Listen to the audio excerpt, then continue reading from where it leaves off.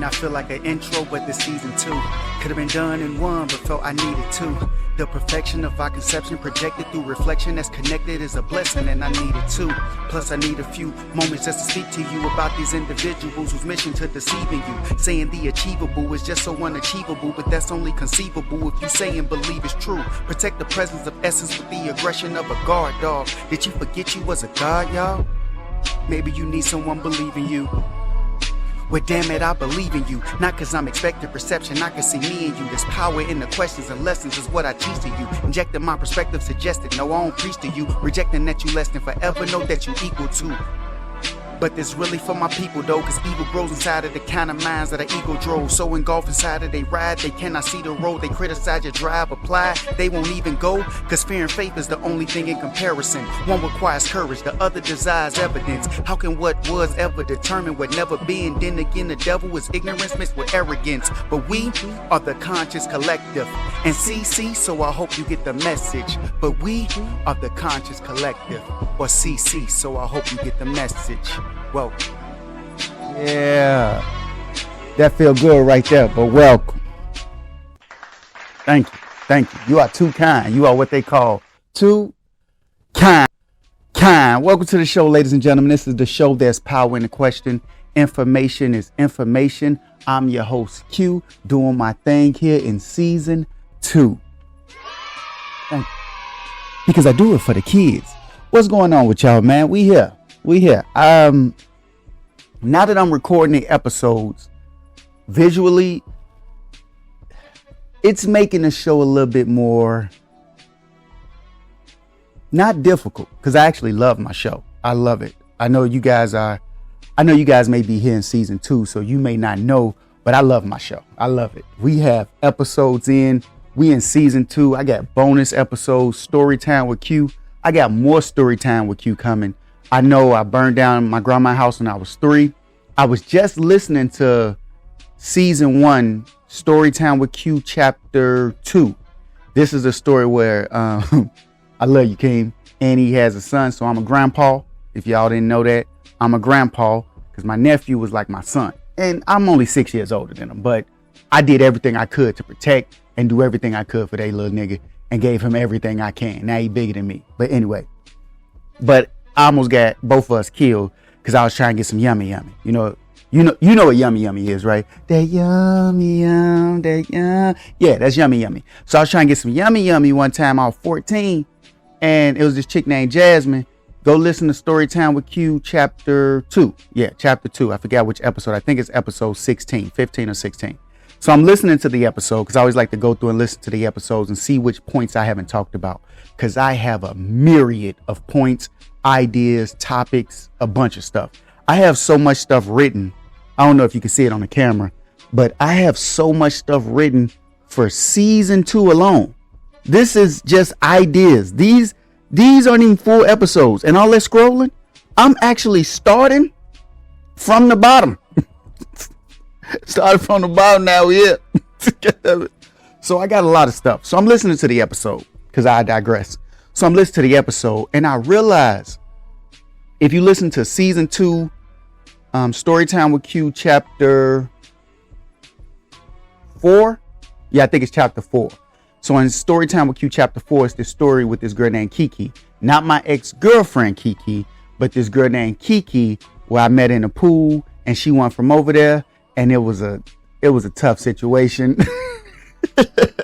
Hey, I wish I would have recorded. Look, I wish I would have recorded that episode. Storytime with Q, chapter 4. Go listen to that. It's on Apple Podcasts, Amazon Music, iHeartRadio, Spotify, TuneIn. Go find it. That's Power in the Question. Information is information. Go check out the show. Look here. If there was any episode that I wish I would have started recording on, it was that one. Because I vibed out and just told the story. We was in the pool. I grinded up on Dirty Mary. Love you, Dirty Mary. I don't know you anymore, but I went to school with it. And I'm sorry I called you Dirty Mary coming up as a kid. I went through things. You see what I'm saying? I was dirty quitting most of the time. So I was poor. I came up very poor. And if you guys are here in season 2, you already know this. But I came up very poor. I didn't have a lot. So I was always the poorest kid, and I was usually the dirtiest kid.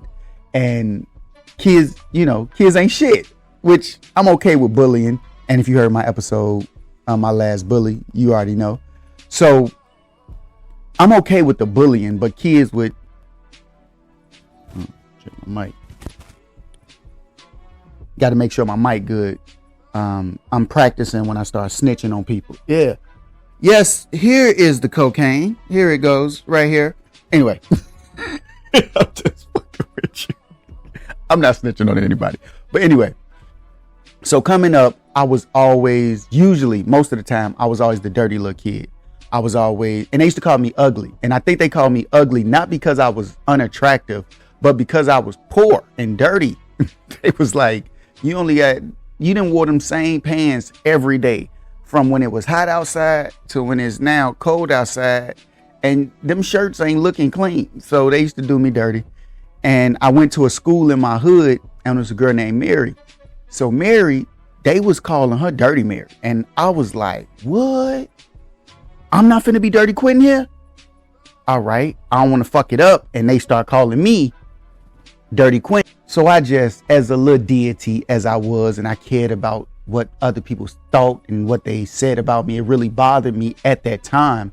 I was growing out of it. It took me a while to become the God that I am and the God that I tell you that you are. It took a while. It took trials and tribulations. So she had to be Dirty Mary, because think about it. If I was Dirty Quentin all the other times, and it's the first time I heard somebody else be dirty and they name, what if they saw me and was like, oh, she not Dirty Mary no more. He dirty, and no, can't have that. I look, I served my time. I did everything I was supposed to do, and I took it on the chin like a champ. I was Dirty Quentin and whooping motherfuckers' ass. Oh, I was very violent. Look, people that know me, So she was Dirty Mary, and I grinded up on her, because in the pool, she wasn't Dirty Mary. Look, Mary was kind of thick, too. For us to be kids like that, Mary's thick than a motherfucker. I ain't gonna lie to you. Dirty Mary and that motherfucker chlorine was decent. She was glistening. Oh shit, I grinded up on Mary. Hey, what I tell you? Don't blame me. Go watch your kids. How about that? How about before you try to blame me, how about you go watch your motherfucking kids? But anyway, I digress.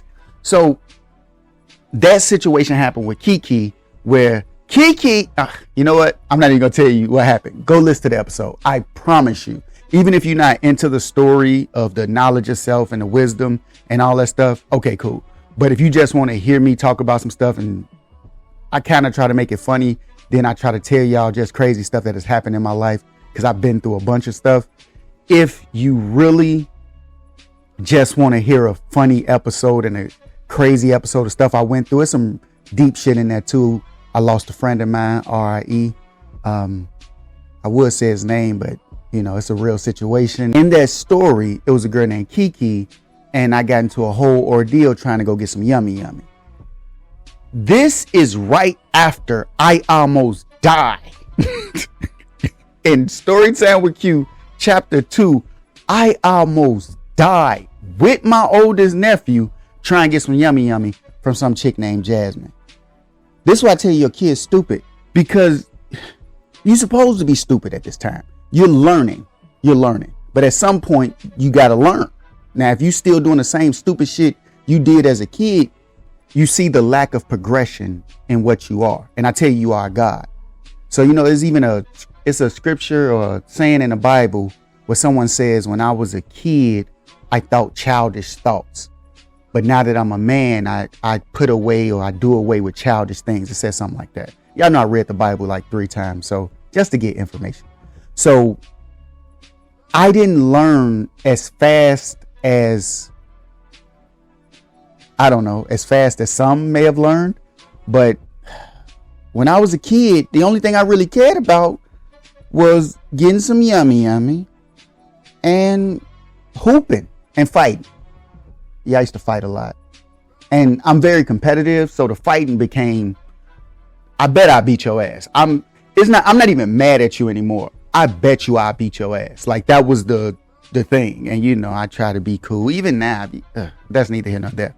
So I'm listening to Storytime with Q. I told y'all I digress. Oh, if you just got here, look here. Let me tell you how the show sets up. The show starts, I banter. I just talk about random stuff. Then give me a little time to banter. And then the last like 30 to like 45 minutes of the show is where I get into the real topic, the meat and potatoes of the show. So if you're new to the show, welcome. We like family. We are the Conscious Collective. If you decide to join this family, hey, I appreciate you. I love you. And I want you to know you are God. If you don't believe in a God, you are a walking universe. If you don't believe in a universe, you exactly what created everything that you are part of. You are a part of that. And you are pure value. And if you only care about your corporeal form, what you are, what you can see, your third dimension, you are $100 billion diamond because you're the only you. You're one of one. It can't get more special than that. And if you don't believe in yourself strong enough and you care so much about what other people say about you, listen to me tell you that you are God. You're a walking universe. You're $100 billion diamond. And in your corporeal form, if you do believe in a deity, if you believe in something like the Bible, your corporeal form is the same thing as the Jesus character from the Bible. If you're Hindu, your corporeal form is Krishna from the Bible. If you're Buddhist, your corporeal form is Buddha. If you believe in Egyptology, your corporeal form is Horus. What I'm trying to tell you is your conscious is God, or whatever you believe created everything, and your corporeal form is the vessel in which you get to experience this realm of existence. But that's some crazy shit, neither here nor there. So yeah, so back to the banter. So I'm listening to Storytime with Q, chapter 2, and I almost died with my oldest nephew trying to get some yummy. Then you get the Storytime with Q, chapter 4. That was probably not even a month later. When I was thinking, I'm listening to the story, I'm like, damn, that happened probably no more because it was still the same summertime. I think you guys will really enjoy listening to Storytime with Q chapter 4. I know I like listening to it because it just reminds me of some of the crazy things I've been through. But outside of all that, I have my topics that I do and just the way I, let me take these headphones off. So just the way I see the world. And a lot of times when I talk to people, they get it. They go like, what the fuck is wrong with you? A lot of times people go, what the fuck is wrong with you? Like, what happened to you? A lot of shit. But anyway, this episode, I really didn't have an episode, to be honest. I didn't have anything to talk about. I have so many things written that I can talk about.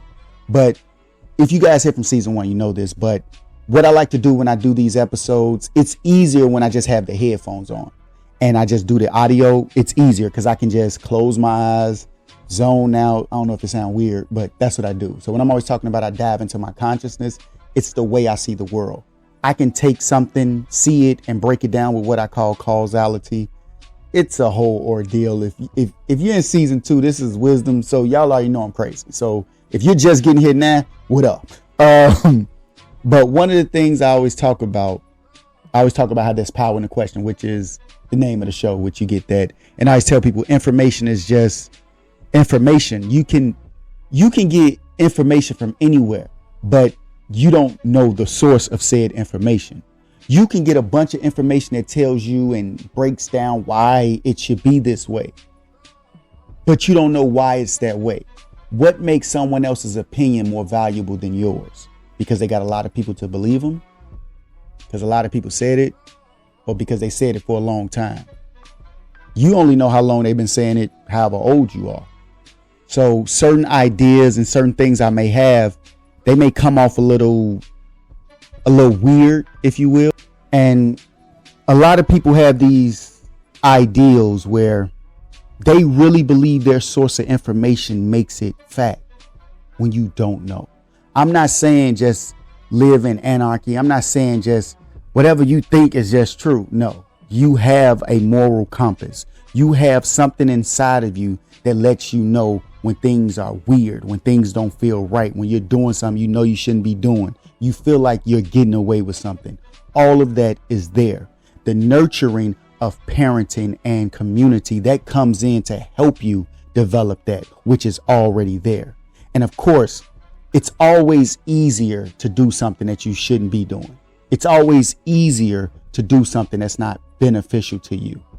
But you can be convinced that this easiness or this road of ease is actually more preferential for you. You could be told that this easy road is more beneficial to you. But I tell people, ease to me is like the cousin to death. Because when something is easy, look how it affects you.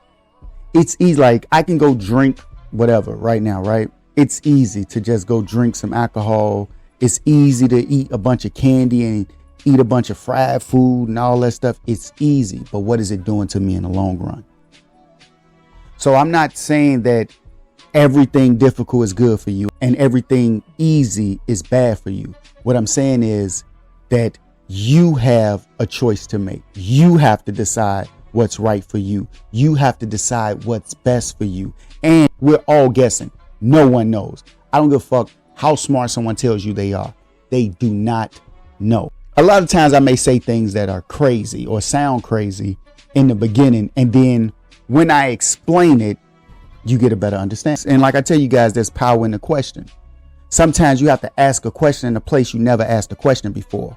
A lot of times you get so caught up in what's common. You get caught up in the pattern or the habits or the complacent behavior of what everyone else is doing.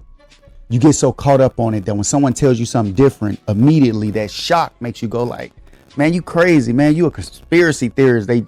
Humans love putting a label on something, which is just hilarious.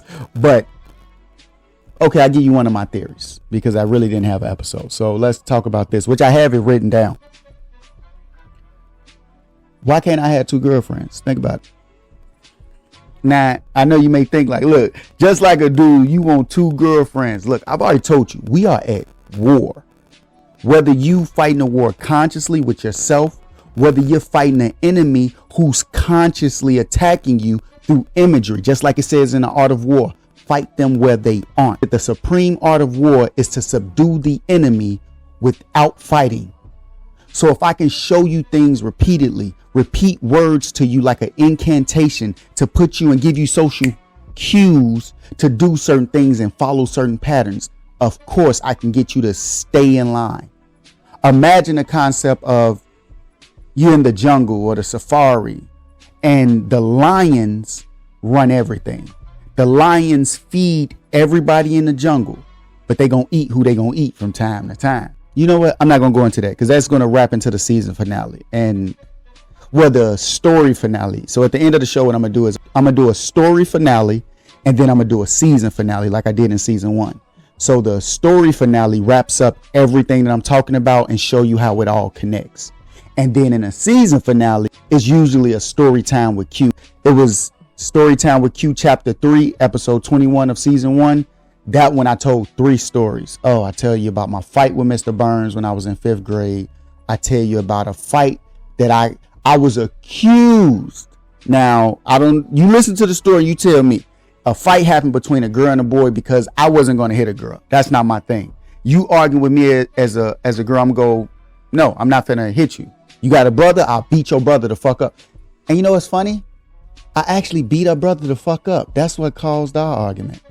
Now look, it's still not my fault. I'm not saying I'm taking responsibility that is my fault. It's just that she was talking to me and dude was sitting right here clearly not having the best day. So I said, I need to get this shit off me because I'm not about to argue with a girl. I'm not finna swing off you. I'm very violent, but I'm not finna hit you. No. And we used to go together. It's a lot of stuff that happened, but people kind of blame me and say I instigated it. How is it even possible that I'm able to say a few words and cause a fucking melee? Homie went crazy. You know what? Go listen to the episode. Go listen to the episode. I told you, power in the question, information. Go listen to the episode. It's probably a clip on YouTube. If you go check my channel and you follow me, go listen to that part. It's the last story. So I tell 3 stories. The episode is like 2.5 hours. It's very good episode in my opinion. It started with the Mr. Burns fight. 5th grade teacher. I have a fight with him. Then it goes into how Kyla did me dirty. She did me dirty. Y'all like that. And then the last story is the fight. And I gave them new names because I didn't want to say their names because we all went to high school together. And it's an ordeal. So I digress again. So at the end of this, what I'm going to do is the story finale, which would be the episode before the last episode, which is the season finale. And the season finale, I think I'm going to go ahead and do it. And I'm going to just do the episode, Why Did I Get Divorced? It's going to be a tough episode because I'm going to just sit down and I'm going to just talk.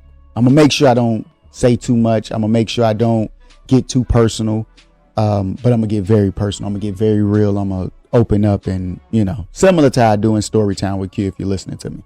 So, like I was saying, why can't I have 2 girlfriends? Think about it. And I know girls get mad. Girls like, you just want 2 chicks. You just want 2. What we going to call the yummy yummies that the girls got. We're trying to think of a good word so we don't have to be too vulgar. You just want 2 Xbox. I don't know what else to call it. Let me think of something. So you just want 2 of whatever you want. And I get it. But what y'all don't think about is it's a lot of factors to that. One, we're at war. We're at war. How do we expect to win if we don't come together? Like I always say, how are we anything other than stronger together? And if you think about it in terms of a relationship, let's say you got a man and a woman, or however your relationship is, right? But you got a man and a woman. That's how my relationship goes. So I got a man and a woman. We come together. Our resources and everything, we can do whatever we want. What happens if we add another resource? Dude, I got this camera right now sitting on a tripod. If it was only 2 legs to this camera, do you think this camera be standing up? Think about it. Come on now. Don't let society tell you all this nonsense. Oh, girl, it's just you and him. It's just you and him. Look here. We trying to win this war, or at least at the bare minimum, survive it comfortably. Because you can survive in ruins. Like you can have 2 people just together, y'all barely scraping. They always talk about your ends don't meet. When I was a kid, I was so poor, my ends didn't even know each other. We ain't had ends. We had beginnings to the bullshit. Think about this concept. I'm not saying this is for everybody. I'm not saying everybody should do this. I'm saying, why can't a brother like me have 2 girlfriends? I would have to say I'm a cool dude. I would have to go there. I'm a cool dude. Now, I'm not going to say like I'm the best dude in the world. I'm not going to say I'm the sexiest dude in the world. I'm not going to say I'm the strongest. I'm the best at fighting. I ain't going to talk about that because they brothers. So I just saw somebody get their ass whooped. I haven't. I'm not going to get it. I'm cool. I ain't on all that. But I'm not the richest. Damn sure ain't the richest. Y'all ain't even start paying me. Shouts out to my PayPal. That's power in the Q. Q is spelled Q-U-E. Go ahead, give me some money. My thing is, I told y'all, I'm trying to get 1 million listens and 1 million likes. But I only want you to like it if you like it. And then if you really like it, I want you to give me $3. I'm saying the whole episode, you just give me $3. Think about it. If I can get 1 million people to do that, that's $3 million. I'm good. But again, I digress. So I'm cool peoples. I'm not the richest. I'm not going to say like I can give you this mansion. Maybe you feel like only rich dudes deserve multiple women. I've had this conversation with so many people. Had it with my ex-wife too. So I get it. You may be looking like, oh, you just trying to get some extra this. We come together and become stronger. What are you looking for?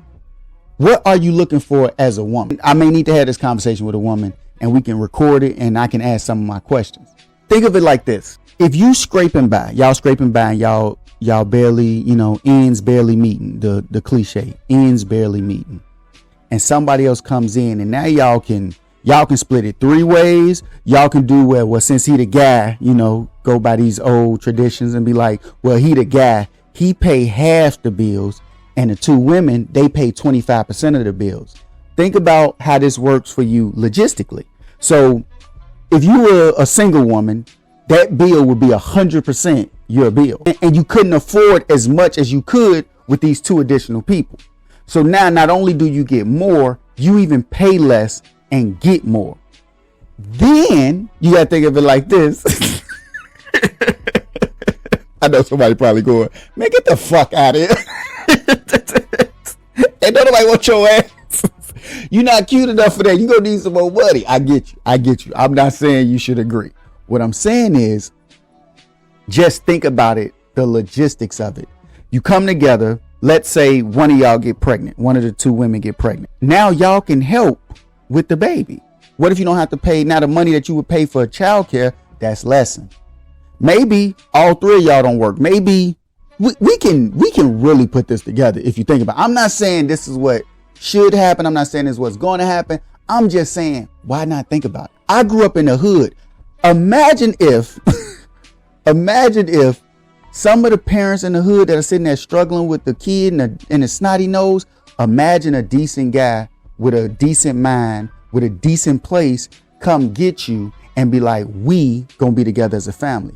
Help you be led. I'm not saying that in a world of men just lead women. You gotta qualify to be a man. Then you have to qualify to be a leader. I'm a man. I'm a leader. If I'm not your leader, okay, cool.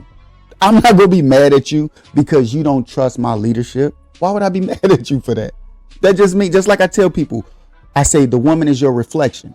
And if you're looking in the mirror and you see something that doesn't match, maybe she's not yours. You got somebody else's mirror. That's not your reflection. So if my leadership doesn't work for you, I'm okay with that. But just know, if you're in my circle, if you're under my wings, my number one goal is to protect you. I'm going to protect you consciously, emotionally, and I'm going to help you be stronger. And not saying like I'm giving you some secret sauce or no. A lot of times we all just need a little help. We all need a little nudge. We all need somebody there that we can say, I know this motherfucker got my back. I know this motherfucker got my back. If you was somewhere and you said, babe, I'm over here. I'm dropping. I could be at work. I could be in the middle of a rap concert. I could be christening the baby. I could be at somebody's funeral. But if my woman say, babe, I need you. Babe, I'm out. I'm on my way. Win, lose, or draw. I'm going to fight every single choice. I tell all you guys, fear and faith are the only things in comparison. So I don't have time to give into fear when you are in trouble, if that makes sense to you. So I can be scared shitless. I can tell y'all stories about times where shit has happened. I read up on a motherfucker with nothing but these. The motherfucker had the gun and everything. You ain't gonna touch her though. You got to put me down before you touch her. That's just the fact. I'm sorry. I can't keep living knowing that she's gone and the only thing that stopped me from protecting her was my life. Oh no, sorry, pimp. You gotta take that. Sorry. You gotta take it. Because if you don't take it, because if you don't take it, yours gone, because you shouldn't have threatened her like that. Sorry. But you know, that's stuff that we ain't got to get into because I'm a nice guy. But I got your back. I think a lot of times people seem to forget what they really want. And to be honest, I don't think women want us like they say they do. Let me check. I'm getting text messages, y'all. But since I asked my question, right? Why can't I have two girlfriends? Before I get all into it, because I don't want to get all aggressive. Then y'all be like, look at him being aggressive. I got a question. Because I know I always ask mine. Do you know what you want? And I'm saying as men and women, not just women too. I just want you to know that. I'm saying as a person, whomever's hearing this, do you know what you want? Now, if you listen to the first episode of season 2, Want to Dream, I break down the differences. What a want is and what a dream is. And these are my definition of these two words. And if you know what you want, because I believe to even know what you want, you have to first know who you are. And that's what season 1 is about, knowledge yourself. So you know who you are. Now, do you know what you want? And if you know what you want, and a lot of time it's usually different from the bullshit people say. Like people tell you, look, I want a man that's 6 foot, flawless skin, braids or waves or whatever they like, colorful eyes, and make 6 figures, all the stuff they say, right? But then when they don't get that, they realize it's a dream and they start seeing what they really want. Then you be like, man, I just want a guy that's going to be there for me. I want a guy that actually cares about me. I want a guy that when I'm flipping out and going through my crazy stuff, he understands that I'm having an emotion. He understands. He doesn't judge me for having emotions. He can simply understand that emotions are energy in motion. It has to be in motion. I tell you, you're a walking vibration of existence. Even in science, they tell you everything is built through vibration. Look at string theory. They tell you it goes from, and I talked about this on one of the episodes in season 2. It was bonding or reacting. So it goes from the molecule to the atom. And then what was his name? J.J. Thomson in 1897, I believe. He realized that the atom was no longer the smallest particle like they thought. So then it became the electron. Then you go into the electron and then you see the nucleus with the neutrons and the protons around that. And then you have the valence or the valence, because somebody told me I've been pronouncing it wrong. Because that's how it looked. It looked like valence electron, but that's neither here nor there. So then around the nucleus with the protons and neutrons, you have electrons that float around it. It'll be up to 7 of them. And those electrons are called valence or valence electrons. So each one of them, they either bond or react with another element. So back to the nucleus with the protons and neutrons. Let's say you grab one of the protons or neutrons.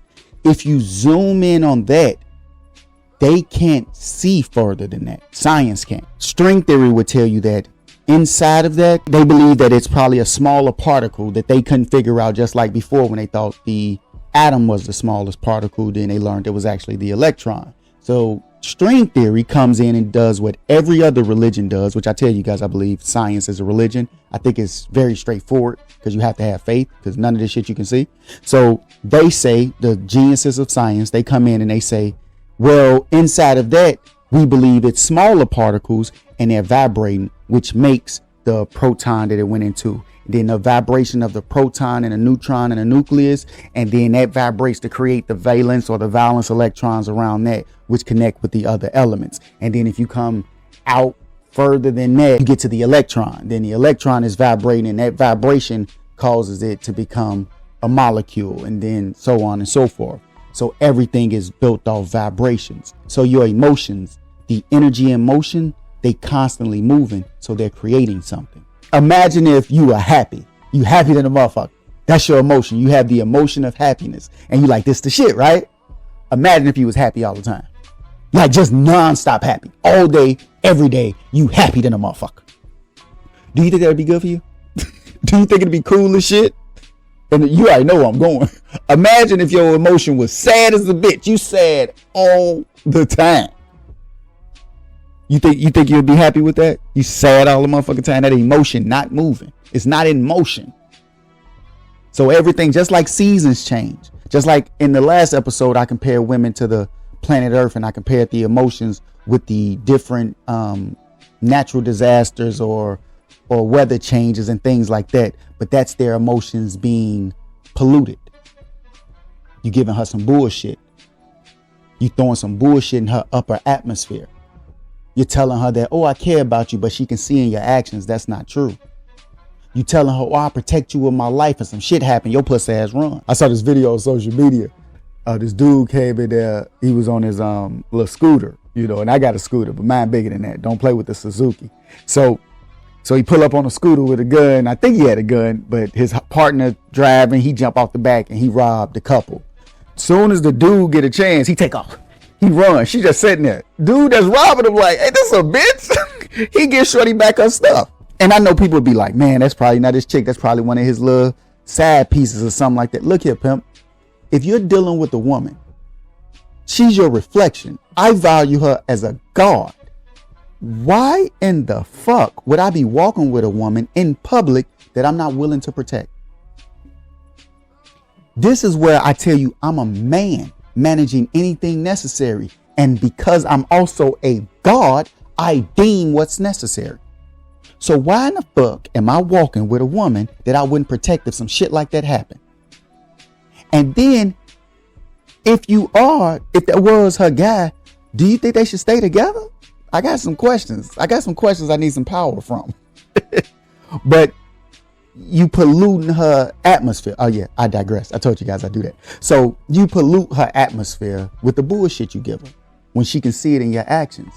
And then you get mad because of her reaction to your action. Even elements react. Either you bond or you, react.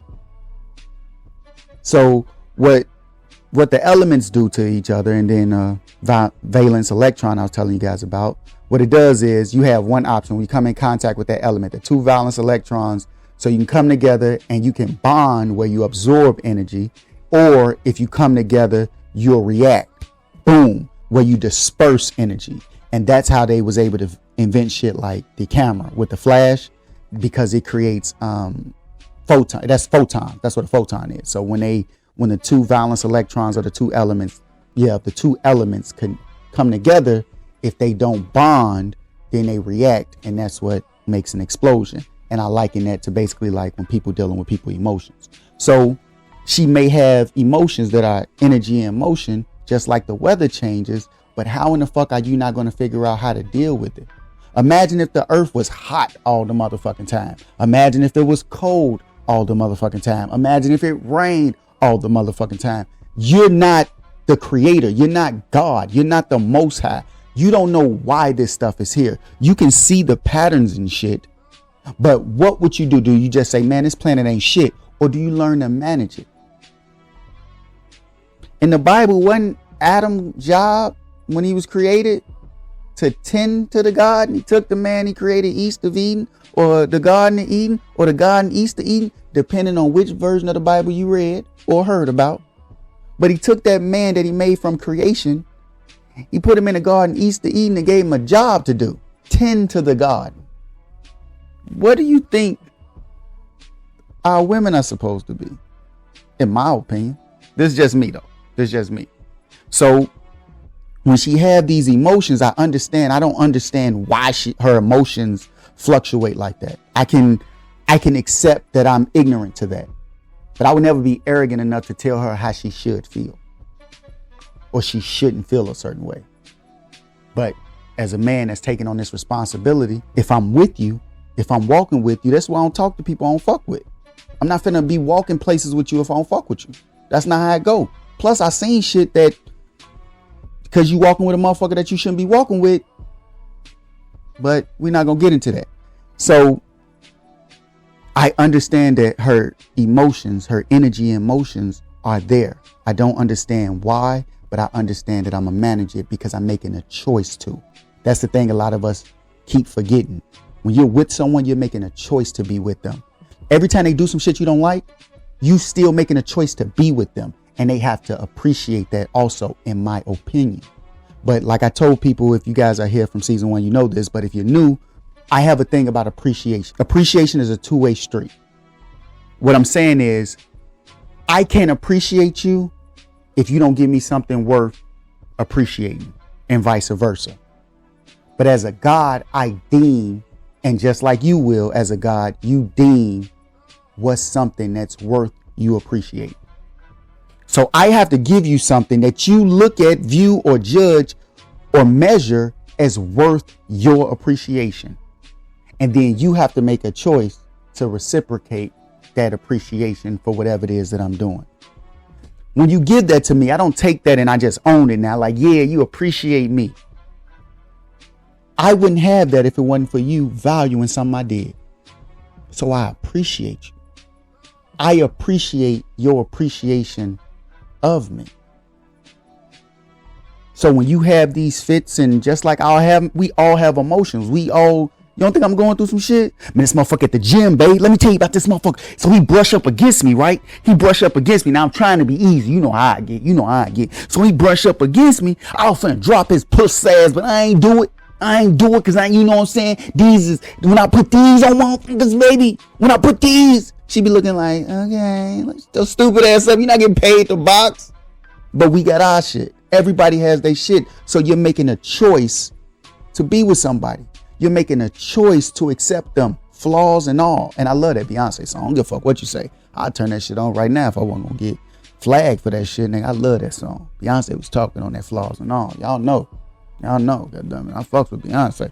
So you get somebody that can appreciate that. And I think that's just so fucking common. Like, it just makes sense. You understand. Like, you don't get mad at the planet for having weather changes. I mean, look, people do. People be like, man, I'm tired of this motherfucking weather. Like, you don't even know why it's like that. What if it make the earth flip upside down? Oh man, the rain was keeping the. What if monsters come out the ground? What if the reason the weather happens because it's sending monsters that are under the ground that will kill and eat us? It's freezing. It's like hyper freezing, then hyper cooling, and so they can't move, so they can't get out. And then you get the weather you want, and because of that weather, the monster come out and eat your ass, not in a fun way. Talk to me. Talk to me. So sometimes you don't really know what you want. You know, oh yeah, I took a break just because y'all went like, man, well, your headphones come on. I had took a break. You may not actually know what you want. That's the thing. You may think you know what you want, but you could just be having a dream. And I know it can seem like, first off, I almost start rapping. I look, don't get me going because I spit a poem off the top. Anyway, so a lot of times people may want or think they want something, but it's really a dream. And then when you get hit with that reality, you be like, oh shit, and you realize what you really want. You want somebody that's there that care about you. You want somebody that's there that you can share moments with. Like you have something beautiful happen, or you get a promotion, or you accomplish something that you're trying to do. And who's that person that you want to go to and tell them like, oh my God, I got the job. Like they're the person that you want to tell, or the people, depending on how you are. You have some people, like somebody got a friend like that where it's, man, every time I do something, I got to tell my guy, he gonna be, oh, there you go, big dog. You doing your thing, big dog. We call it, where I'm from, we call it gassing you. But that's a beautiful thing. So you may want somebody in your life that you can do that with, because the same people you usually do that with, everything I told you that comes into existence need its reflection to exist. Up can't be up without down, left can't be left without right. So when you want to share that with them, when you have those hard times, when the other side of those emotions come out, when the pain, when the suffering, when the fatigue, where it's tough to just get through the day. That's the person that you want to go to. That's the person that sometimes you want to go to them, but you don't have the energy to go to them. And you just wish they come to you. You just wish they come there, scoop you up and save you in that moment of drowning in your emotions, or feeling like you're being buried in those emotions. And at that time, some people may see you go through that and they still may judge you for it. And I know that shit can be tough, but you may realize that when you got all those other things you wanted, you got the guy that was 6'9" or however tall you want your guys to be, ladies, but you got the woman that she looked exactly like you wanted her to look. She was shaped like you wanted her to be shaped. She did what you wanted her to do. You got all that. That's what you prioritize for your life partner. That's what you prioritize to go down and ease on down this yellow brick road of existence with you. That's who you chose to have your back, and that's what you prioritize for that person. I always tell people, don't invest in anything that depreciates. Only invest in things that appreciate. You know what depreciates? How someone looks, the money someone has. Now granted, they make some good investments or they do their thing right, they keep that going, but you know who you are in this moment, that's going to depreciate, because that's going to leave over time. To me, you know what appreciates? The way you make me feel, the way I can trust you, the way I can believe that you have my back in spite of everything, the comfortability you give me to go through and just be myself. You start valuing those things. And that's when I come in. That's when I come in. And that's why I say, why can't I have 2 girlfriends? Baby, you don't think I could do that for you? You don't think I can be there for you like that? Just because I'm there for somebody else like that? What if both of our stuff happened at the same time? Now you got to pick one. Well, that's come up to me to be a man and make a plan. I got to be able to figure out how to make it work. And sometimes you don't need 2 girlfriends. Like me, I think I'd be good with a girlfriend and a half. Think about it. A half girlfriend, ain't nobody thought about this. Half girlfriend. Think about it. She not your full girlfriend, but she your girlfriend. You feel me? So it's like you don't live with her, but from time to time, y'all got like little stuff together and y'all can come up with things and y'all got y'all little sayings and shit like that. You got her back, she got your back, and then it's just, you know, but that's too advanced. That'd be like next level conversation. So we're gonna stick with the just two girlfriends. So, and you know, I'm not saying I'm the best at anything, but with me, I think you be straight as hell. You ever been straight than a motherfucker before? No, like for real. You may not be the highest of the highs, but you definitely ain't gonna be the lowest of the lows. I'm gonna do whatever I can to make sure that don't never happen. But with me, like, you know, you could be middle. Look, I'm above middle, but I'm like high above middle. I'm like straight as hell. Like with me, you be straight as hell. You know what I'm saying? You ain't gonna be like, oh, look how sexy my guy is, but you're gonna be like, he decent though. He decent. You ain't gonna be like, look, yeah, he balling. He bought a boat. No, but he did that though. He made that happen. Yep, he made that happen. He got that in bulk. All he get is name brand. He get name brand eggs and everything. You be straight to the motherfucker. Cause you will get what you want. If that's what you want. But you know what I think? And I'm gonna ask the question. Do you want what you want, or do you want it the way you want it? I tell people, go get what you want, but I can't tell you you're going to get who you want, because what you want may not be wrapped in who you want. Sometimes what you want may be in one or two people. Don't judge me. I'm just asking a question in a place that I've asked this question before, so I'm going to ask y'all. So what you want may not always be in who you want. Like you could be a person that says, I want to make sure my kids they have a good man in their life, somebody that I can know if they look to them, they're going to have something valuable to provide them. Whether they're going to have good tutelage, they're going to set a good example. They're not, you know, a lot of nonsense thing that we go through coming up. That's what you want. But that may be wrapped in somebody that got a wife. So either you become a habitual side chick, or I like girlfriend number 2. And sometimes you may not get all that. Girlfriend, half girlfriend. If that's what's most important and that's what you want, go get what you want. But you like, no, I want it in a dude that ain't got nobody, and he don't got no pimple on his head or nothing like that, and he look good, and he can fight, and he own everything. I ain't gotta work. He better have all that. It's like I tell people, what are the odds that you gonna get all that? Now, if you do, hey, shouts out to you. You winning. You feel me? I'm happy for you. Let me give you some applause, because I'm happy for. Let's cheer. Yeah, you feel what I'm saying? I'm happy for him too. I'm happy for it because you got it. You got it for the kids. So I'm with you. What I'm saying is, what's most important? What do you put first? What you want, or the way you want it? And a lot of time I know people hear me say stuff like that and they go, man, get the fuck out of here. Like we know what you doing. You on bullshit. What I think the truth is, I think people focus so much on what was instead of what is. They'll tell you how their grandparents stayed together. Like, you know, everybody, I've heard that so many times. Yeah, our grandparents stayed together. They was together all the time. Pop paid all the bills. My grandma never worked. She just took care of the house and the kids. I'm trying to live like my grandma did, and you need to be a man like my granddad was, who took care of everything. First off, they're your grandparents, so you not them. How you focusing so much on some things that are not you? Not you. You know what? Do we even live in a time that your grandparents did that? I just got questions. This is not making sense. You so focused on what was. How can what was ever determine what never been? You ain't hear the intro? We don't live in that time. You're not your grandma. You're not your grandpa.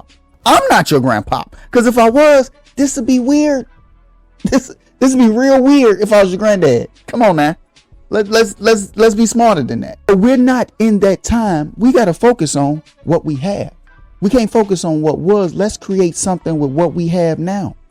Inflation is a bitch. You ain't see everything high? Everything high. They didn't increase our pay.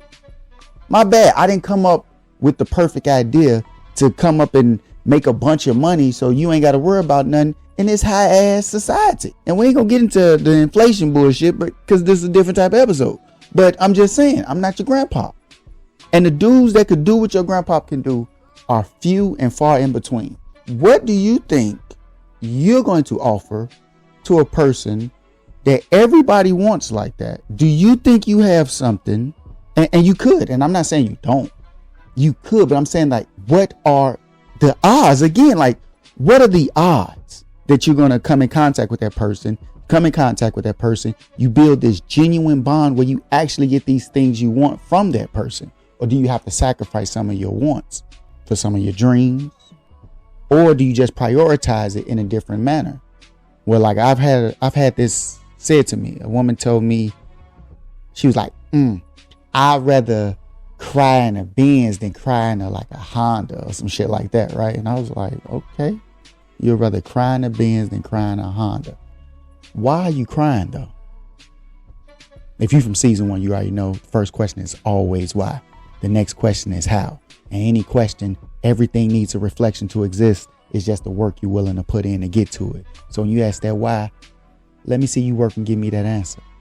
Why are you crying? How did you get to that point? And I always tell you guys, you got to ask. You always have to ask that question. Is it worth it? It may be. Some people be like, yeah, it's cool. It's worth it. You know, he gave me some diseases. He got me pregnant. He left. He blew up my car. Like, it's stuff people have been through. But it's your priorities. What do you put first? If I'm not the guy that has that, but I'm the guy that still has me, that's the only thing I can offer, whether I'm up or down. Like right now I'm doing this podcast. I pay to do this. I don't make no extra money. I don't make a big check. I pay to do this because I really feel a sense of togetherness with people, and a sense of, like, I don't fuck with people, but when I say togetherness, I feel like we're all a part of something. So I know I used to talk to people a lot, and when I talked to them, they would always tell me like, oh man, talking to you, your conversations, bro. Or she'd be like, yeah, you make so much good sense. And every time you said that, I really like what you said. It makes so much sense. I really appreciate you talking to me. Look, don't be mad at me about my girl voice. I can push this button. I can push a button that do a girl voice, and I think it's worse. I like mine better. So I pay to do this without being big baller guy. But what I have, if that's good enough for you, if that's what's most important to you, I'm your guy. You'll be straight as fuck. You feel me? You be straight as fuck. And if that's what you want, we have to live in today. I've seen it where women make big money. I'd be like, yeah, damn, you making big money. And they be like, you know, I ain't messing with a dude if he ain't got what I got. At least he need to make what I make or more. It's like, you took the job he could have took to make that, but but let's say it's like your fault. You shouldn't be doing. Yeah, do your thing. But we have to learn how to live in today. So you may be the one that make that big paper to help live in this jungle we now call society. And if that's y'all agreement, cool. If you don't accept that, cool. Everything you choose, everything you decide, you have to do something which is fucking tough. Decide. You have to decide what's best for you. Just like suicide, pesticide, fanticide, side to kill something and make room for something else. You have to decide. That shit is tough. That's why you're a God. You got to make a good decision or make the best one and accept whatever comes with it. It's all you can do. So if you're in a time where that's the situation, but that dude is good to you, why wouldn't you? And vice versa, fellas. Don't think, dude, you think you got a bunch of money, so you like, oh, I deserve all the chicks. What kind of women are you getting, though? I'm not saying don't. I'm happy for you. I just want to. You feel me? I don't want to have to lie to nobody. I just want to be real with you. So I think a more productive approach would be to live in today. And you guys can work on the best plan of action you guys can make in y'all journey to share this life together. It probably sound weird. You like, hey, get the fuck out of here. If he ain't got it, he ain't got it. And I'm tell you another thing. I don't think women really want us. I think they want us the way that they want us, and then they pick you to be the person in the place to do exactly what they want you to do the way that you want you to do it, but they want you to do it because you want to do it and not because they telling you to do it or they ask you to do it. Was that too close to hitting nail on the head? Because when I think about it, it seems that women want men to be a boss, have his stuff together, work out, be in good shape, don't trip over their attitudes or what it has been called to me or described to me as that little shit. Don't trip over that. But in my opinion, all that usually happens when a man isn't focused on a woman. At least in my opinion, in my experience. Just pay attention to a man that doesn't have a woman and he chooses to focus on himself just simply out of survival. You go to the gym so you have a life. And while you there with a life at the gym, you like, shit, why not work out? Why not be here hitting some weights? You might get in there, you may hoop, is running around, getting that blood flow going because you don't have a woman at home. So this has become your life. And here, at least you kicking it with guys that's hooping, you get in contact with people. Hey, bro, yeah, man, yeah. You could be standoffish like me. But somebody may come up to you. You more introverted, they more extroverted. They come, hey, bro, what's up? Boom, boom. You open up a rapport, find out, homie ain't a bitch ass nigga. He cool.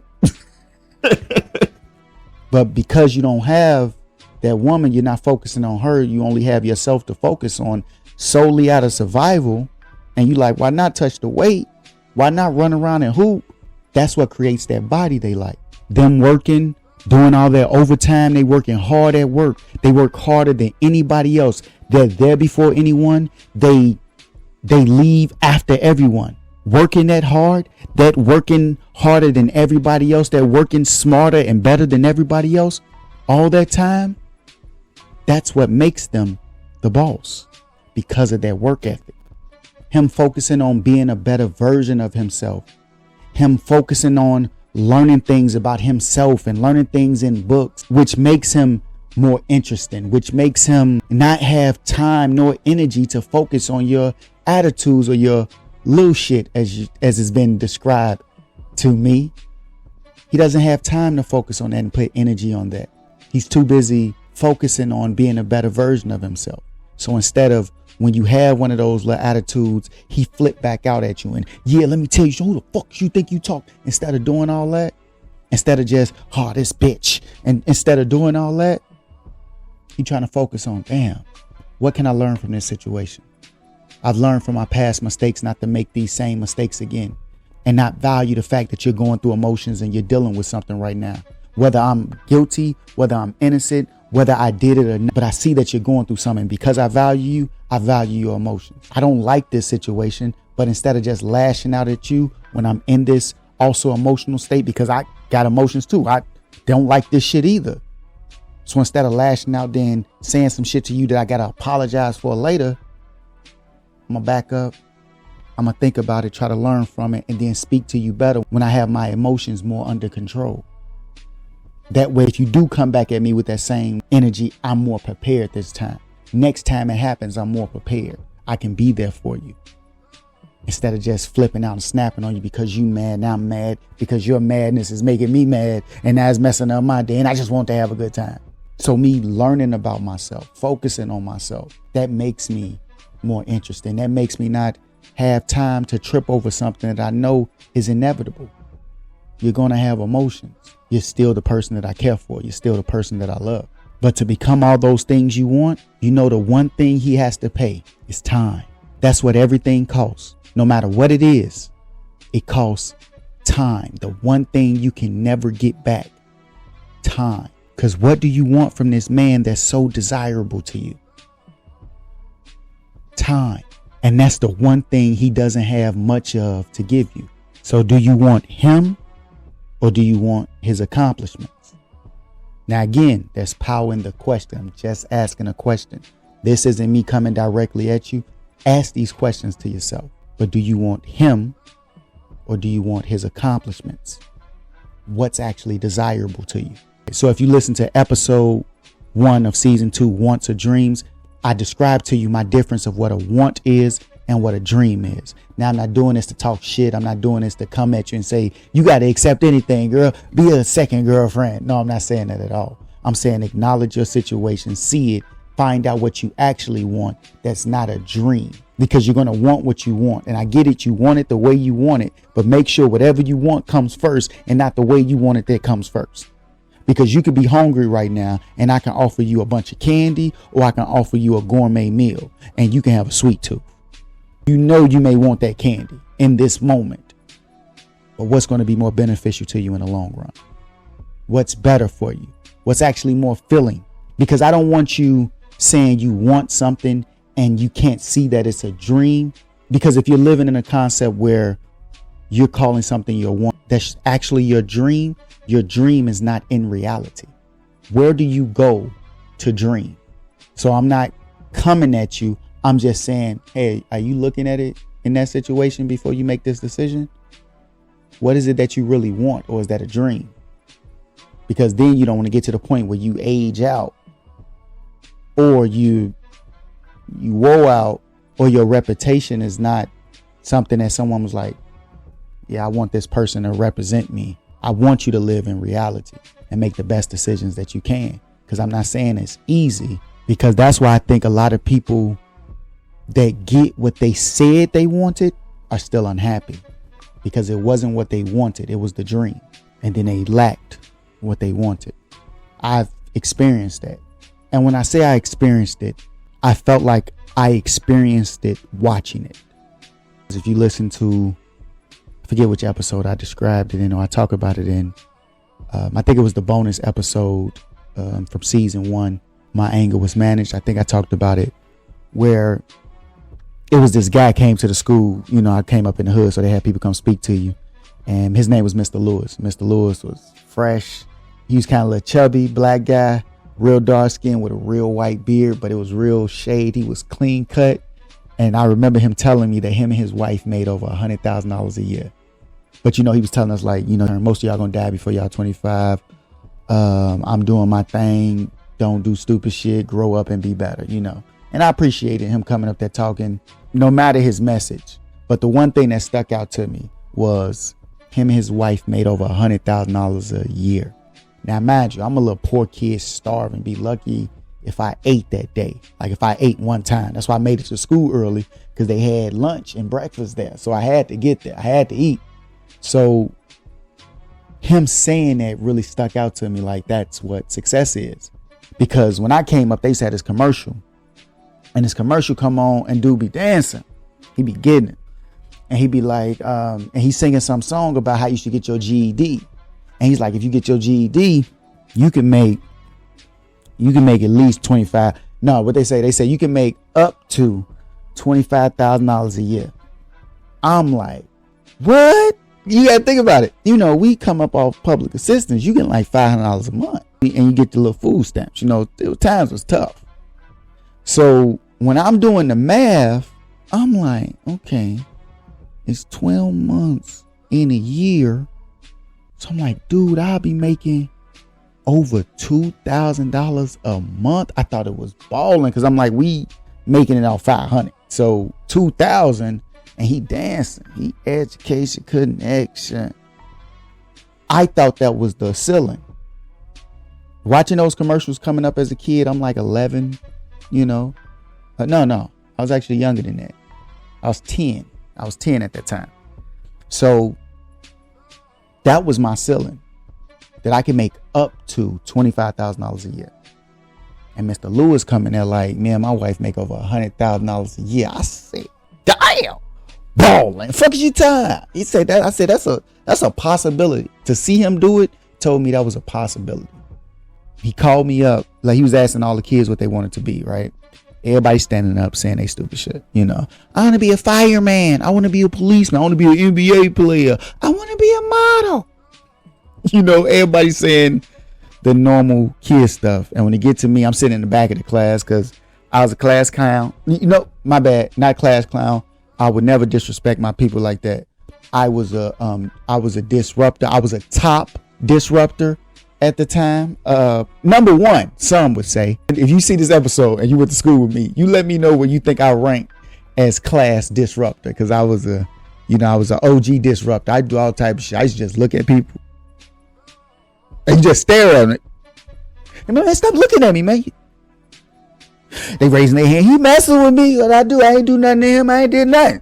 Motherfucker, look, just keep staring at it the whole time. I used to do all type of shit. I shoot paper balls, everything. So it was one of them times, and because I was a top disruptor, the teacher threw me in the back of the class. So when he asking all the kids, it gets to me last. And he like, what do you want to be when you grow up? And every time I tell people this, I know they probably think like I'm making this shit up. Or some people, I had somebody cry. I told the woman she cried. But I still remember it to this day. So I'm happy I could tell this story and record it, which I've already told it. But I'm telling you guys too now, you can, I wonder if I'm going to see my emotions on my face. But he asked me what I wanted to be when I grew up. And I remember just thinking, just trying to be honest. And I was just like, I just never want to be hungry or homeless again. And if you'd have saw, the look on his face, he said, this kid need Jesus. He said, I should give him $4. He ain't give me no money. He should have gave me some money, don't you think about it. But he called me up to the front of the class after I said that shit. And just was like, because everybody that said something, he told them, like, you be like, I want to be a basketball player. You're like, hey, the odds of being a basketball player? Like, I want to be a doctor. Do you know how long you got to go to school to be a doctor? Like, I was like, is he just sitting here shitting on kids' dreams of what they want to be? Like, he asked us. Why the fuck is he shitting on people's dreams when he asked us? Like, we didn't ask you. So, and when I call, he just up there and he come, toss on my head or whatever. I ain't had no father coming up, petty ass. So he tossed on my head or whatever, and he said some stupid shit, but he couldn't say anything to it. And that was my goal. Just never be hungry or homeless again. But, you experience something with someone else and they have their dreams. They have their wants. They have the right to them. They should. 100%. But I ascertained things that I thought I would never ascertain. I had, big house, 2-car garage, and what I thought I had and what I actually had seemed to be different. But I know I have a role to play in that, a big role. I feel like it's always 50-50 in everything. But I'll break that down when I do that episode. Why did I get divorced? So I understand someone getting something they said they want and still being unhappy. And I'm not saying I was unhappy because I wasn't hungry and homeless. No. When I went for my partner, the person I was, wanted to spend the rest of my life with, what I went for was we would be a team that's always got each other back, no matter whatever the situation is, on every level. And I know that was on me though. So, but I'm gonna get into that on when I go into why did I get divorced. So you can get all these things. I said I wanted the house, got the house. I said, man, I want my house to have a big basement so I could put a theater. Got the big basement, got the theater room. I want to learn how to put up big ass projector screens and build decks and I do it like, and I got all the things I said I wanted, but it was something that I was missing.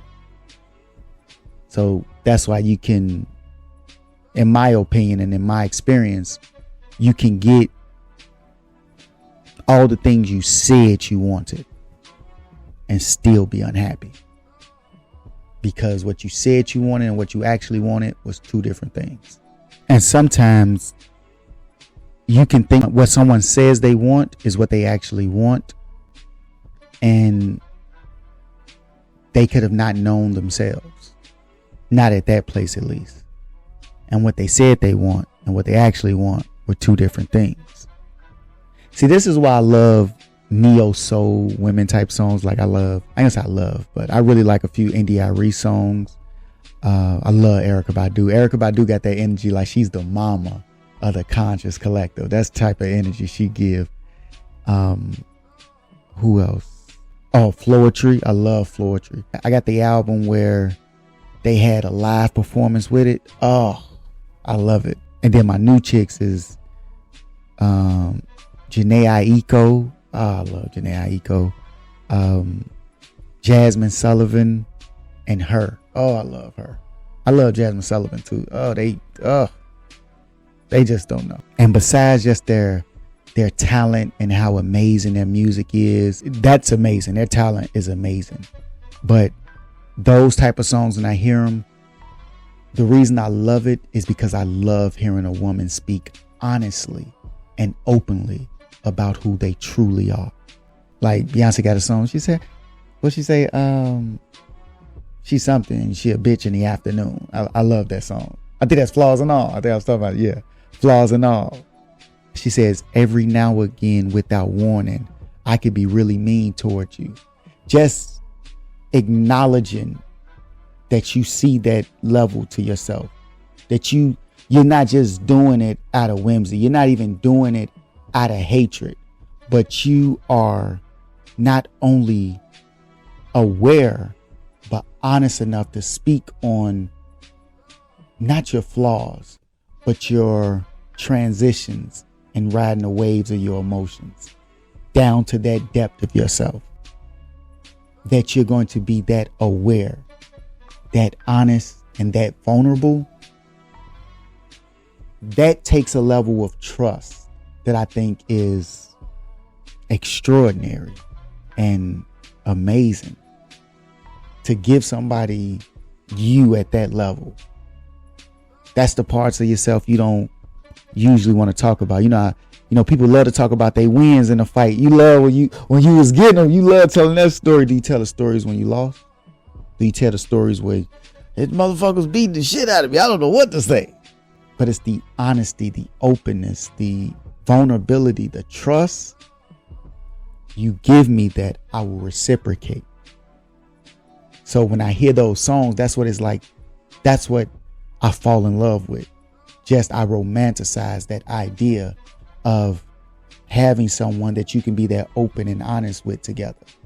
Down even at that point where you even not your best and you're like, you still accept me. Like Beyonce say, flaws and all. And that's what I wanted. It's what I want. And it could be tough. Because like I told you guys, if you guys are here from season 1, I may have brung it up in season 2. But the same place you open yourself up to someone, that's the same place you're vulnerable to get hurt. And I have an analogy about trust. I might as well do it. We've been talking for a while, so I'll do it. I'm going to do a abridged version. I may do a longer one because I've been talking for a long time. So you can trust someone. So imagine trust is like both of y'all vibrations. You just exist in your vibration. They exist in their vibration. And you guys come together and y'all just fuse y'all vibrations. Y'all just vibrating together, right? You decide to agree to share this journey with someone else. And there's this science, I forget the name of it, but they said no living organism can do these two things. They have to choose one or the other. You know, it's time for Jesus juice. My mouth getting. So the information says that no living organism can grow and protect. They have to choose one or the other. So if you're growing, you can't protect yourself. And if you're protecting yourself, you can't grow. So the way I look at it is when you come together with another God or another universe, whatever you choose to call yourself, when you come together with your reflection, you guys have an agreement. So because we can't do the things independently of each other, we can work together to help each other do it. This is the way I see it. So if I'm going to grow, your job is to protect. And when it's your turn to grow, it's your job to protect. Now imagine arrows are coming in, right? Y'all too. Arrows coming in. Watch out. Your job is to protect. Their job is to grow. While the arrows are coming, you block. But then another vibration walk by and you get distracted. And at a moment where you should have been protecting, you could have been protecting, you allowed them to get hurt because you went away and went to another protection that wasn't here. So when you come back, you like, oh, I'm back to protecting. They got arrows in their ass now. You feel me? They got arrows in their ass now because you weren't there. So now they got to deal with the pain. They got to take the arrows out, be strong enough to keep going. But now, do you think that they're going to be able to trust you enough that you won't do exactly what they thought you wouldn't do initially? You have to understand that if they don't trust you, it's because of what you did. And you can try to build the trust back, but you have to be so consistent, so consistently that it drowns out that time where they got hurt. And anybody that got hurt, no pain lasts with you. I told you motherfuckers a story in season 1 about my last bully when I was 6 years old and gave you the details of not only what happened, but the emotions I was going through while it was happening. That's how long pain sticks with you. If it hurts you long enough, it'll be with you just as long, if not longer. You probably never let it go. So when somebody get hurt at a time when you should have been protecting them, it's difficult to blame them for not trusting you, to not allow them to be hurt again. When I listen to the neo soul, that's what it sounds like. They're giving themselves. And it's like to have that trust is just, to me, it's amazing. And I also look at it in the concept where if you as a woman are that, you can be that aware, you are that aware, you can be that honest and then trust me enough to be that vulnerable with me. And I just have to not fuck it up.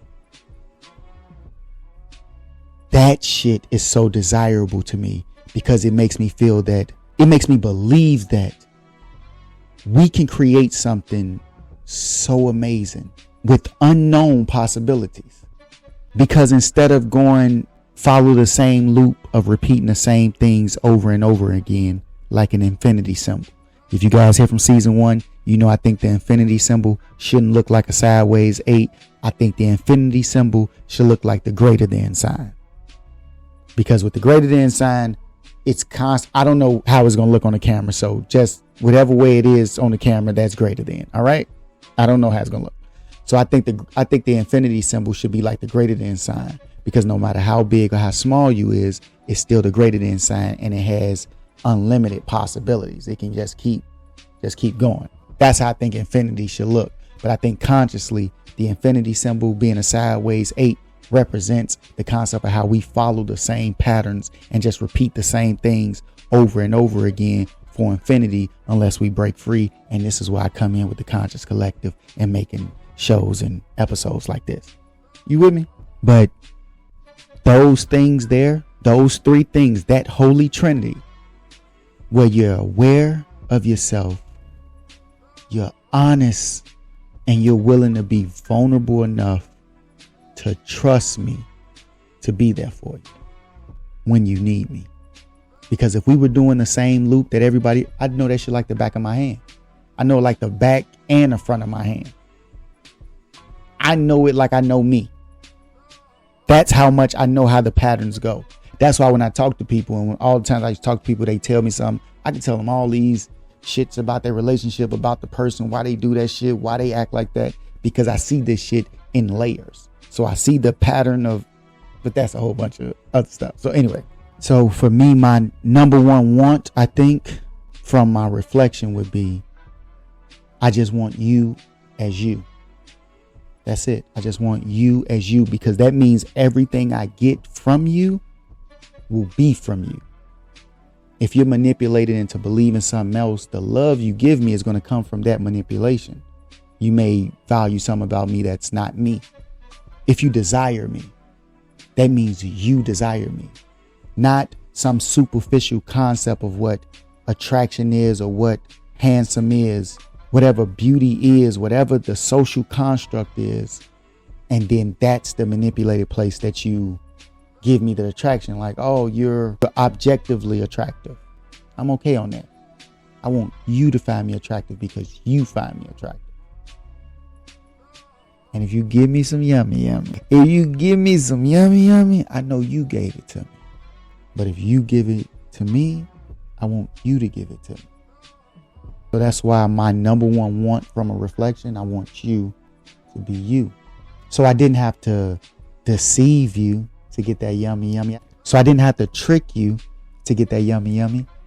You wanted to give me some of that yummy. You wanted to give it to me. So I didn't have to play a game and trick you because I couldn't even if I tried. That's why I tell people you can't be manipulated when you're yourself. Somebody can make a suggestion, but you understand that's just their perspective, their suggestion. And I can come and say some little slick stuff. I got some stuff I can say to you, but I like when I can't trick you because you. And that already showed me right there. I got to come to you as me. I can't come to you with this nonsense. I got to come to you with me. So if you are you and I'm me, we can come together and create something new at the very least. And with just how amazing you are, I have faith in you that we will create something amazing. Look at how it's advertised for you to be anybody other than yourself. Oh, you need to look good. You got to put on some makeup, cover your skin and make it look what we call flawless or something. Oh, you make sure you get the right clothes. You got to wear the right thing, if you want to look.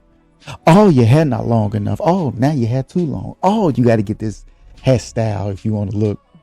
Look how it's advertised for you to not be yourself, to be better.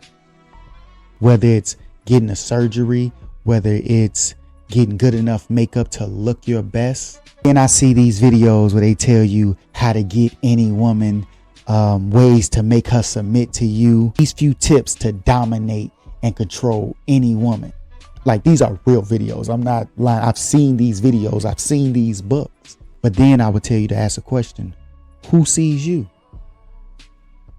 You get the surgeries, you get the makeup, you go get the steroids, you work out a lot, or you get real skinny, whatever you choose to do to be what someone else told you is desirable. Who sees you? Maybe relationships are like me when I play basketball. So like when I play basketball, what happens is I was real good. Let's get that out of the way now. Y'all can listen to the episode with me and Jay and let him, I bust ass on that court. So when I play basketball, what happens is I go in there and I just dominate. Whatever is my goal is basically, if you're better than me, give me a couple weeks. Probably not even that long in a lot of cases because I'm real good. So if somebody comes up there and it's a guy, he can do a crossover real good and he crossed me. All I think about is how he's never going to cross me again. I'm working out, watching him play, picking up his steps. Then I go out there and I bust his ass. So that's how I play basketball. It's the journey for me. And then what happens is when I get to the top and I'm just the best player in the gym, then it becomes, no, Q, you can't be on his team, or no, man, you can't have Q and homie. That's cheating. I'm one of them dudes. They say if I'm on somebody's team, that's cheating. So I like that. And then when I get to that place, that ease, when the game just becomes easy, I get complacent, I get lazy, and the game starts to get boring to me. So I start doing stuff like I'll play in games where the 3-point shots, I don't even count them as 3. I just count them as 2. I count everything as 2 to make it more competitive for me to have a game. And then what happens is that usually lulls me into the point where I kind of just stop hooping for a few months. And then you get complacent, your knee, you start getting older. So now my knee ain't hurting as much. So I'm like, oh, this kind of cool. What I need to work out, what I need to hoop for, I can just work out from time to time. So then one day I go back into the gym and like, I just grabbed a basketball. Like, oh, let me see if I still got it. And somebody busts my ass. Like, it was this Asian dude that bust my ass. This is what happened while I'm back good again now and getting better.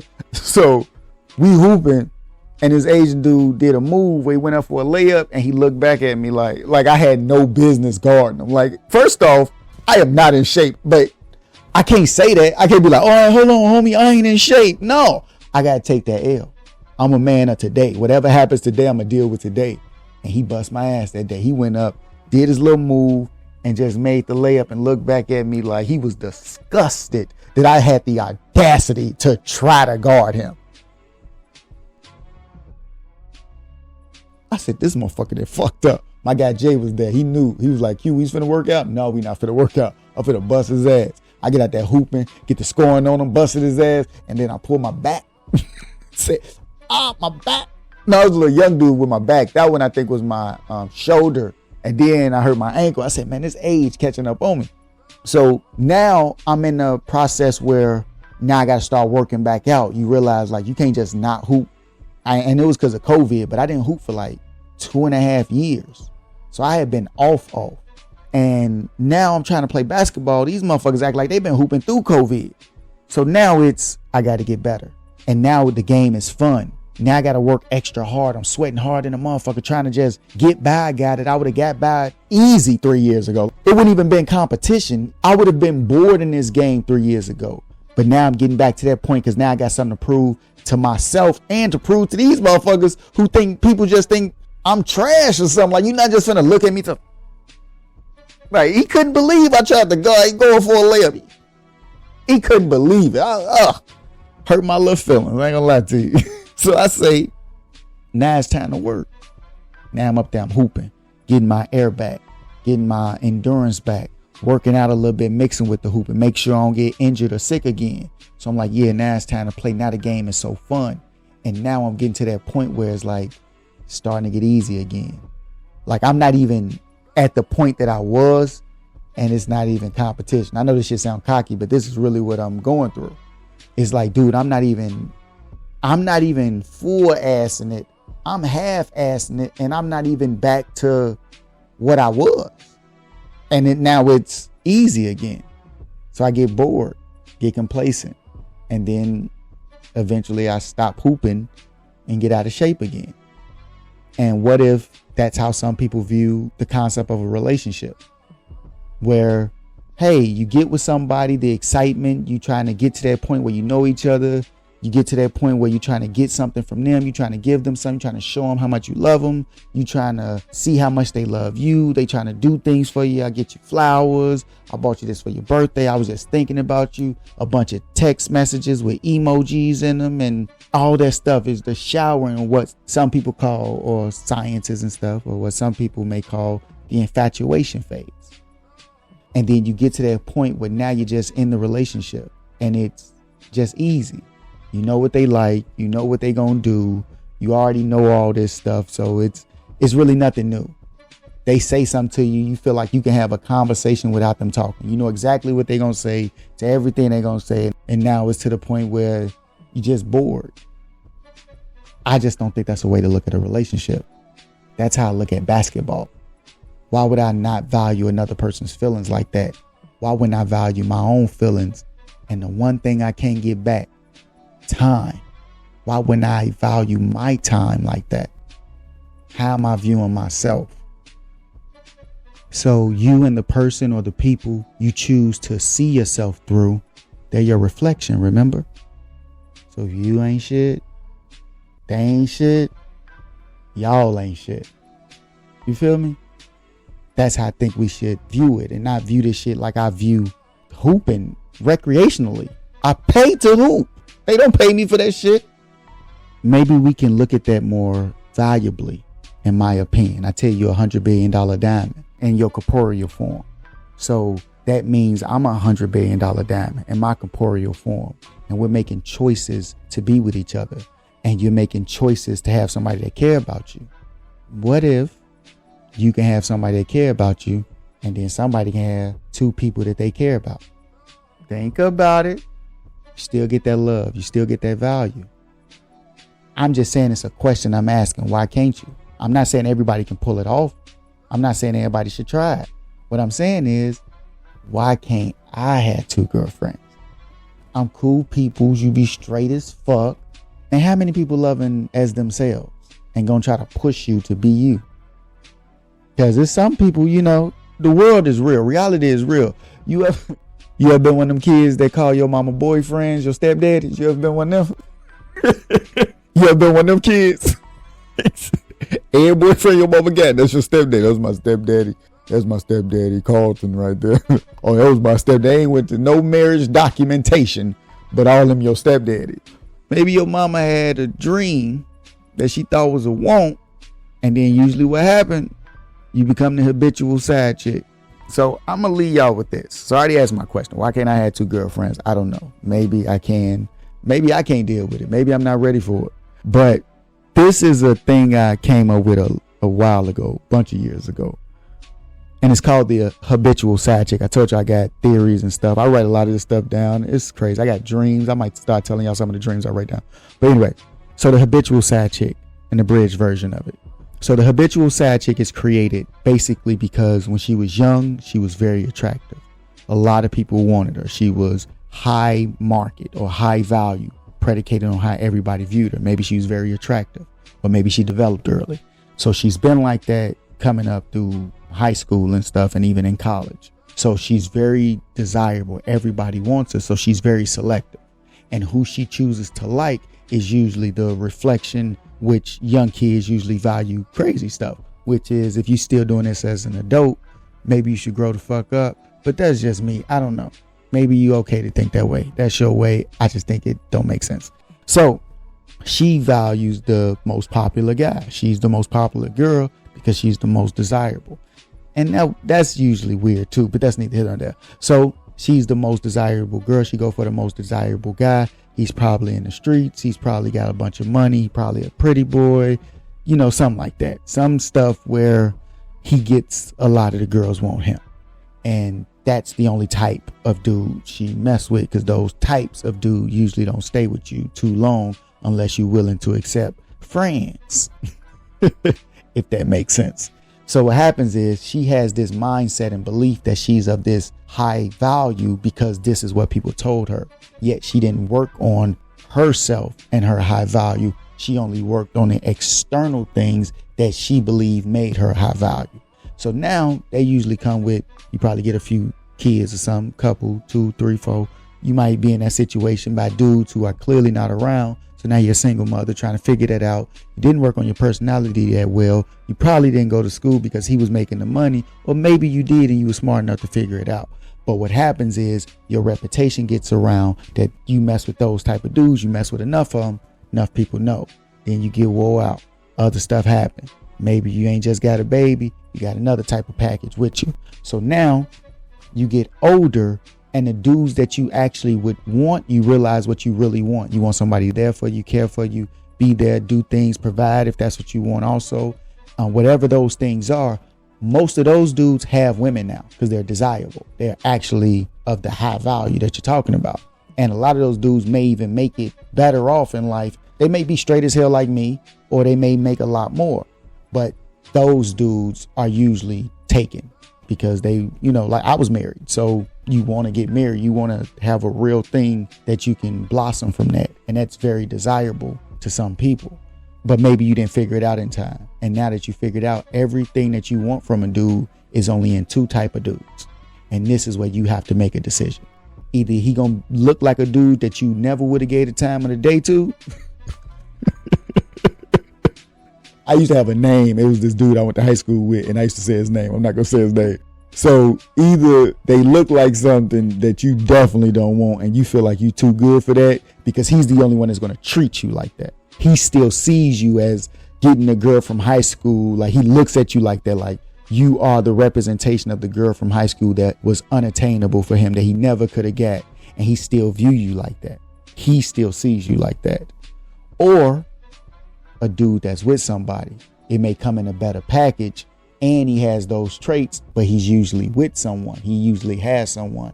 So your choice is to get with the dude you don't find attractive physically, or be a habitual side chick to types of dude like that. So dudes that have chicks, and you become the type of chick that he has on the side. That's how I think habitual side chicks are made. So my question is just a question. Why can't I have 2 girlfriends? I think I've explained myself particularly well. I just think it's something you should think about. It may work for you. It may not work for you, but we at war. You got to come together and strengthen where you can. And being by yourself, I don't think is the best option unless you feel it's the best option for you. Then I understand you have a strength that is amazing and I admire that. But sometimes the only thing holding some people back is what other people may think. And if you care that much about what other people think about you and how you live, and these other people don't help you in this life, if you're going to choose to listen to someone telling you about yourself that's not you, I'm saying choose to listen to me then. And I'm going to tell you, you are a God. You're $100 billion diamond. You're a walking universe. Your body, your corporeal form is the same thing as the story of whatever Messiah-like being you believe in.